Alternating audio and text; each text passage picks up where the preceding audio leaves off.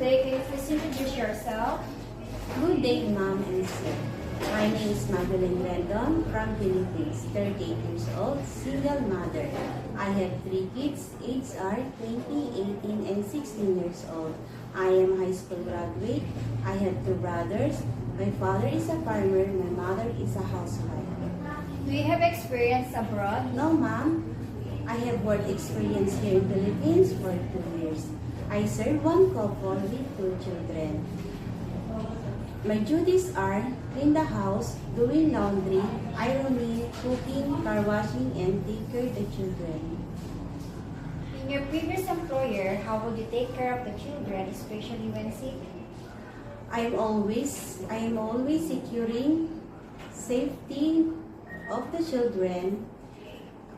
When they be sick, I will check the temperature and I will call my employer. How would you describe yourself? I am hardworking, honest, loving, and responsible. Do you have any tattoo? No, Ma'am. Do you have surgery or serious sickness No, before? Ma'am. Do you have any allergy of certain foods? No, Ma'am. Do you smoke or drink alcohol? No, Ma'am. Why do you want to work abroad? I wanted to work abroad to provide for my family, especially for my children. Okay, if you get hired, who will take care of your My children? mother, Ma'am. If you're homesick, what would you do? I will focus to my work, Ma'am. What time do you usually sleep and wake up when you're working? I sleep around 10 p.m.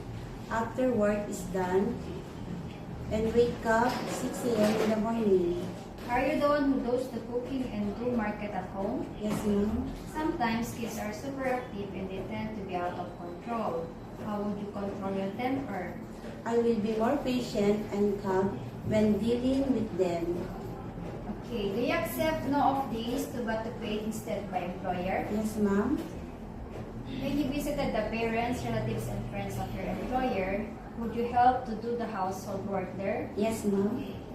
Can you promise not to lend money in Hong Kong? Yes, Ma'am. Okay. Are you scared of dogs and cats? No, Ma'am. Are you willing to share rooms with kids? Yes, Ma'am. Do you promise not to use cell phone during working hours? Yes, Ma'am. Do you promise to finish your contract? Yes, Ma'am. Okay, can you cook Chinese foods? No, Ma'am, but I willing to learn. Can you sing a nursery song? Yes, Ma'am. Please sing it. My toes, my knees, my shoulder, my head. My toes, my knees, my shoulder, my head. Ongoing.